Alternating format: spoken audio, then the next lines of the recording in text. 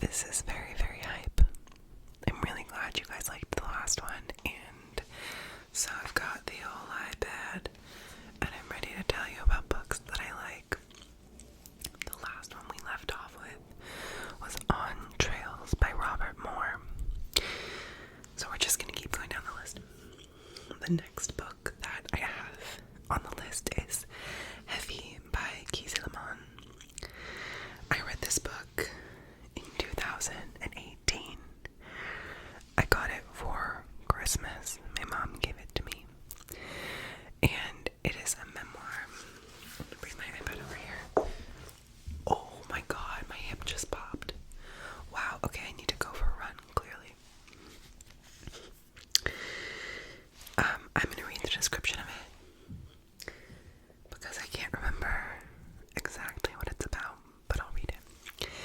In this powerful and provocative memoir, genre-bending essayist and novelist Kizzy Lemon explores what the weight of a lifetime of secrets, lies, and deception does to a black body, a black family, and a nation teetering on the brink of moral collapse. Kizzy Lemon is a fearless writer. In his essays, personal stories, combined with piercing intellect to reflect both on the state of American society and on his experiences with abuse, which conjure conflicted feelings of shame, joy, confusion, and humiliation. Lemon invites us to consider the consequences of growing up in a nation wholly obsessed with progress, yet wholly disinterested in the messy work of reckoning with where we've been. In Heavy, Lemon writes eloquently and honestly about growing up a hard-headed black son to a complicated and brilliant black mother in Jackson, Mississippi. Wow, this is a really long description. This is a really beautiful book. I read it in a day. That's not a seal of approval that I give many books. I could not put it down.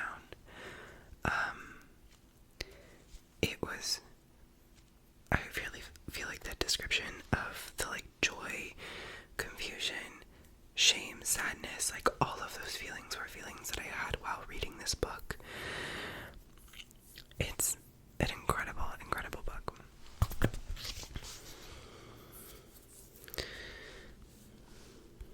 Okay. My next book is a book of poetry that is called The Crown Ain't Worth Much by Hanif Abdurraqib. Hanif Abdurraqib is one of my favorite authors. I've mentioned him before. I'll mention him again. He's a poet and essayist. I was introduced to him in a college class about American music. His analysis of music, especially pop music, is next to godliness. It is writing that I wish that I could do. He inspires me so much as a writer. Also, his poetry is beautiful. He writes so lyrically and with so much poetry within his prose. Blows my mind. And the only thing that I wrote as the review of this is I wrote, "This book makes my heart sing like nothing else. I will forever be hanging on every word Hanif writes," which is correct. The way that he writes longing and desire and pain and just within the context of this very dystopian American experience. Unreal. So The Crown Ain't Worth Much is a book of poetry. It's so good. The next book is Little Fires Everywhere by Celeste Ng. I wrote in my review, I read this in 2020, I wrote in my review, I found this book a particularly heartbreaking, beautiful story about motherhood and the paths we all take through our lives. I was so infuriated by decisions of characters, only to find that it made perfect sense within their experiences and each individual character's life path. This book was really, really good. Yeah, this book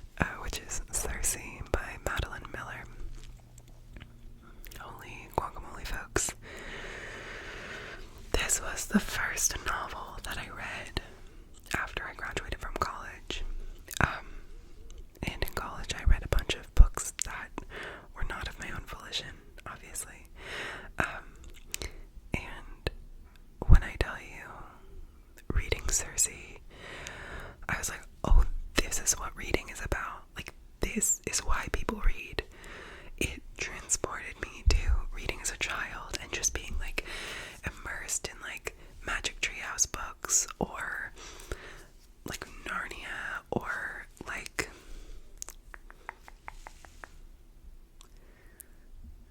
what other books was I really obsessed with? Like the Scott Westerfield series, like not in genre, but just in the way that those books captured me and took me somewhere else. Circe is the exact same way. I think I mentioned Song of Achilles in my previous video. That one's also a slapper, a banger, a true classic. Though that one's, I mean, both of them are sad as fuck. But, I mean, Madeline Miller's facility with the subject matter even, like, it's so expert. I'm so enamored with her craft of, like, writing these amazing novels based on Greek myths. I could go on. I just, like, it's so good. Okay, so I'll read the description of the book briefly. If you don't know, Circe is by Madeline Miller. In the house of Helios, god of the sun and mightiest of the Titans, a daughter is born. But Circe is a strange child, not powerful like her father, nor viciously alluring like her mother. Turning to the world of mortals for companionship, she discovers that she does possess power, the power of witchcraft, which can transform rivals into monsters and menace the gods themselves.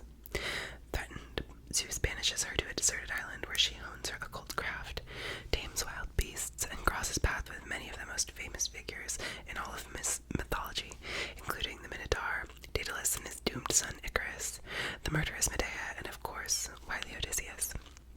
But there's danger too for a woman who stands alone, and Circe unwittingly draws the wrath of both men and gods, ultimately finding herself pitted against one of the most terrifying and vengeful of the Olympians.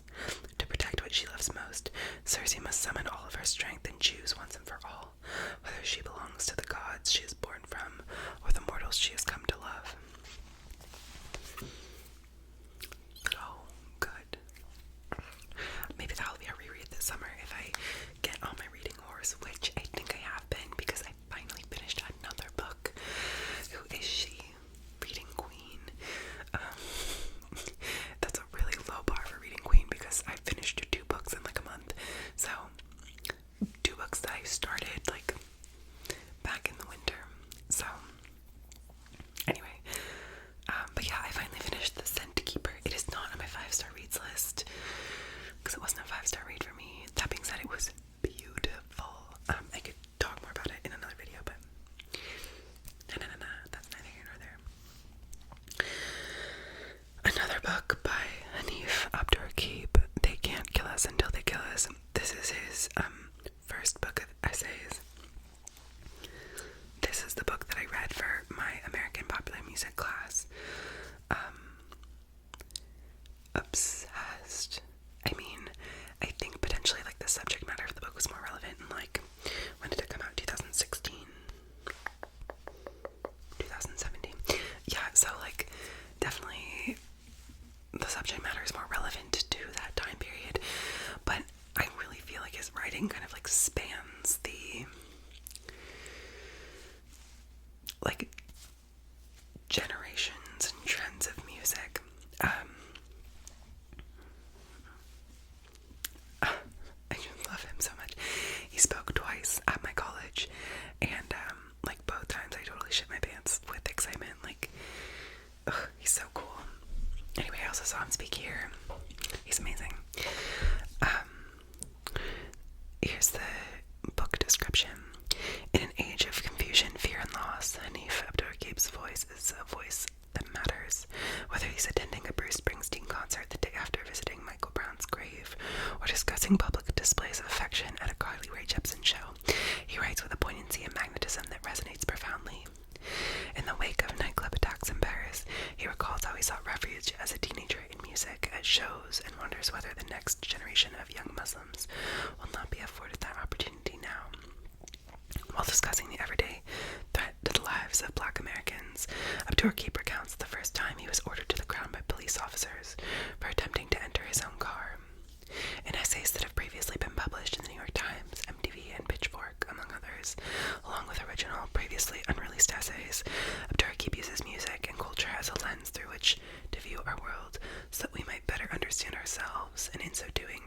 myself a bellwether for our time. All of this, all of that, all of it. Like, one of my favorite essays from this book, actually, oh fuck, did I pack it already? I feel really bad because I don't have books to like tap on in this video because I am packing and they're all in boxes. I think that I packed this one. One of my favorite essays from it is about the fixation with like death and grief and the sacrifice of mental health in pursuit of like beautiful art, and the way that suicide and self-harm are like glorified or idealized or beautified in pursuit of this like art form. And I think, and he ends the essay just being like, I don't want to see more people that I love die. And like, oh, it's gutting because that's true, you know. That like, no, that he's like, I would rather not have great art to have some of these amazing people still here. And that just like is gutting to me because it's true. The next book that I have is Normal People by Sally Rooney. Yeah, I'm a young single millennial. I love Sally Rooney. When I read Normal People, I read it in 2020. It took me 5 days. Yeah, this book again is like so good, so sad. I love the way that Sally Rooney writes relationships and conversations and people. Normal People reminded me so much of like the loves of my childhood. It also sparked so much interesting discussion among my friends about like, what is love? Baby, don't hurt me. Okay. About like, do these two characters actually love each other? Is their relationship healthy? Should they be together? Like, in a way that I don't see other books doing. Like, because she's just writing this like raw, real truth of a relationship that is like, relationships are never one thing. Relationships are never totally perfect or healthy or, you know, they're dynamic. So, love that. The next book is Women Talking by Miriam Daves, which I think I mentioned in the last video. I apologize for my water heater making its insufferable resonant noise. That is like a once a day occurrence at minimum. Oh, and now there's a truck beeper. Damn, it do be noisy out here.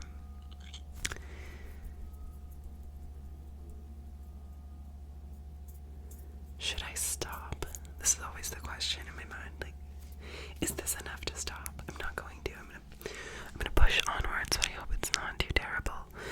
I've become very accustomed to this resonant noise, though it is obnoxious. And I'm so excited. I'm moving in 3 days. And I'm so fucking excited, let me tell you, to not hear that horrible resonant noise. Though I know that there will be like other annoying things at my new place, and that I shouldn't just like put all my eggs in that basket, but fingers are crossed. Oh, this is the worst part, is when it winds down, but then it like resonates at this sound, this pitch right here, for a long time, and you think, oh, it's winding down, but like, no, it just sticks at this pitch, which is somehow more annoying than the pitch before it. Can you tell I've heard this sound every day for a year?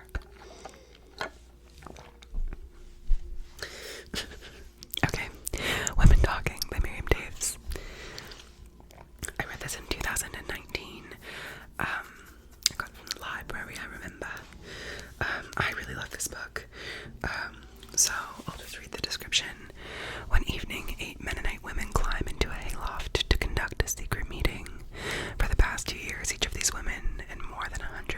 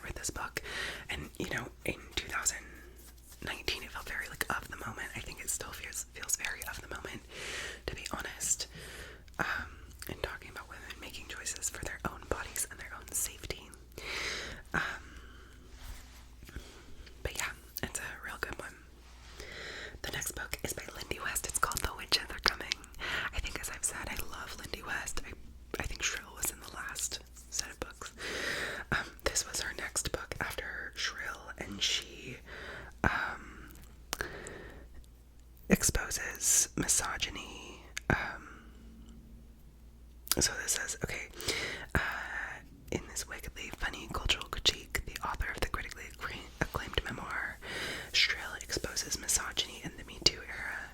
This is a witch hunt. We're witches and we're hunting you. From the moment powerful men started falling to the Me Too movement, the lamentations began. This is feminism gone too far. This is injustice. This is a witch hunt. In The Witches Are Coming, firebrand author, bro, it's like, wow, okay, turns that refrain on its head. You think this is a witch hunt? Fine, you've got one. In a laugh out loud, incisive cultural critique, West extols the world-changing magic of truth, urging readers to reckon with the dark lies in the heart of the American mythos, and unpacking the complicated and sometimes just tragic politics of not being a white man in the 21st century. I actually don't remember this book so well as I remember Shrill, but I do really love Lindy West. I love everything she writes. I love, like, following her on social media. I love, like, occasionally seeing her out and about. Yeah, love. Okay, next I have Daisy Jones and the Six. I listened to the audiobook of this, and it was a treat. Excuse me. I know some people who have read the book of it because the book is like a transcript of a interview and have not liked it. So I would suggest the audiobook. The audiobook has a full cast, so each character has a different voice. It's amazing. Highly recommend. I wrote my rating of it, my review of it. I read this in 4 days. Jesus Christ. In 2021, so last year. Yeah. Wait. Yeah, oh my god, last year. Yes, it's 2022 right now. Whew, checks out. I just wrote, this is one of my favorite books I've ever read. Parens, I write through tears. Yeah, like, shitting, crying, throwing up. This was like one of my favorite stories. First of all, I love Fleetwood Mac, and it's kind of lightly based around Fleetwood Mac. I also just loved the audiobook. It was so good. This book is about, sorry, I realize I'm not talking about what it's about. This book was about a band in the 60s and their, like, ups and downs, their relationships. It's, the main character is Daisy Jones. She's like the lead singer, the darling girl. It's so good. Okay, Red, White, and Royal Blue. I finished that this year. Yeah, this was a 5-star read for me, just because I love a fucking romance novel. It took me, though, like 4 months to read, so grain of salt. But this is a love story in which, if you don't know, the son of the president of the United States falls in love with the son of the Queen of England, and they have a secret, torrid love affair, and that's like enemies to lovers. It's chef's kiss. It's so good. Okay, after a major reading slump, we're back. I write, this book was so damn good. Goofy, romantic, saucy, sincere in all the right ways. I'm finally letting go of my romance novel prejudice, and I'm glad for it. This book is a gem. Who doesn't love an enemies to lovers romance? Who doesn't love an international sex scandal? Yeah. This book was really good. That's what I have to say. Oh, the next book is really good. I guess I'm reading all of my 5-star reads, so, like, yeah, I think that I'm gonna say they're all really good. Girl, chill out. The next book is In the Dream House by Carmen Maria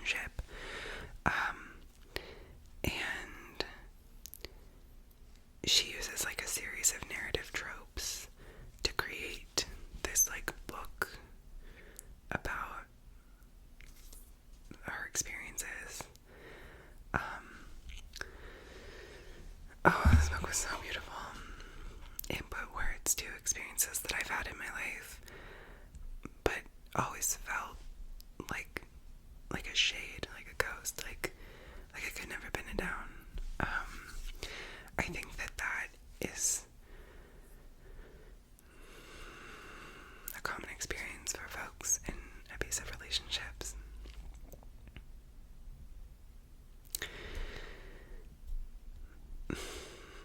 This book is so good. I wrote, this book broke my heart over and over again with its brilliancy, its unflinching relentlessness, its incredible archive of queer history, and the heartbreaking erasure of queer abuse in such history. Yeah. Really, really worth a read. Really, really, really. The next book I read in 2020 and I got it for Christmas, and it is Hamnet by Maggie O'Farrell. Oh, first of all, I love Shakespeare. If you don't know this about me, know it now. I'm a real hoe for Shakespeare. I will eat up some critical analysis of Macbeth. I will cry during A Winter's Tale. I am just a real Shakespeare hoe. Hamnet is about a plague. It's about the plague, and it's about Shakespeare. It came out, I think, around Christmas time in the first year of COVID. And I think it's about his son. Oh, Jesus, I just clicked out of it. Okay.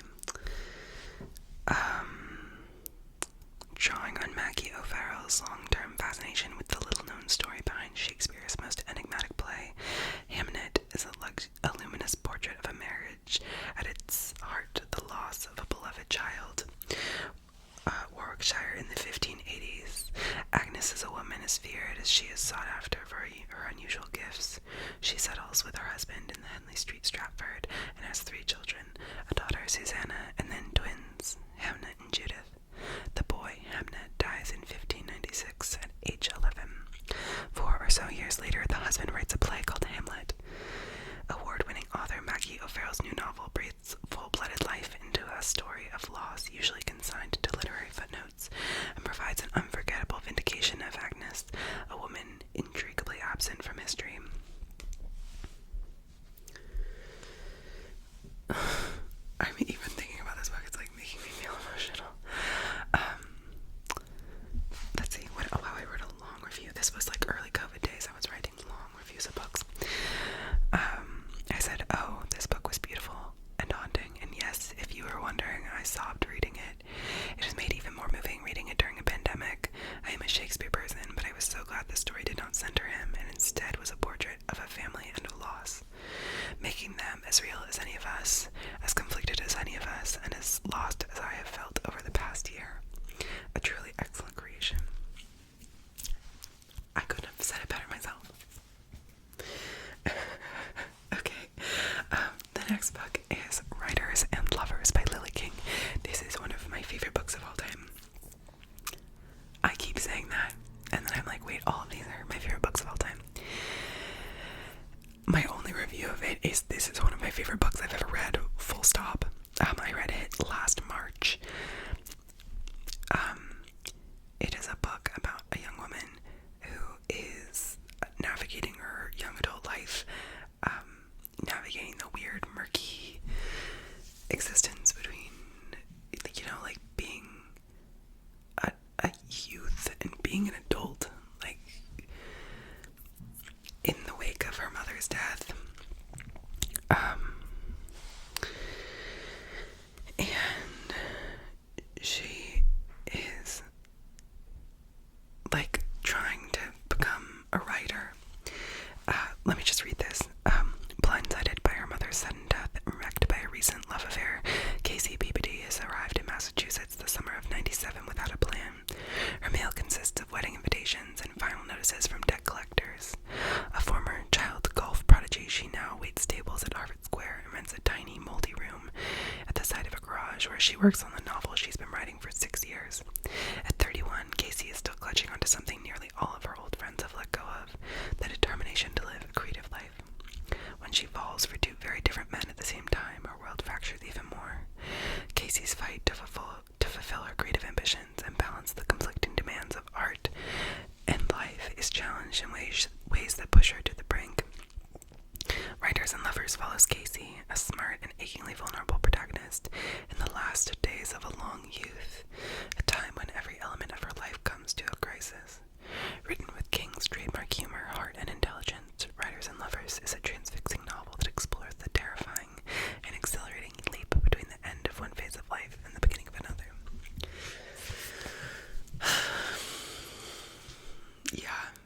Yes, this book is exceptional. If you are a young adult, this book absolutely fucked me up. It's so good. It's so good. Okay, we're getting into our last two. Another Casey McQuiston novel, One Last Stop. I read One Last Stop before Red, White, and Royal Blue. And my review of it is this: 5 stars, 5 stars. This book was beautiful, funny, cute, hot, everything. Not a genre I usually read, but I'm so glad I gave it a chance. Crying in the club, RN. Yeah, this book is fantastic. We love a queer romance.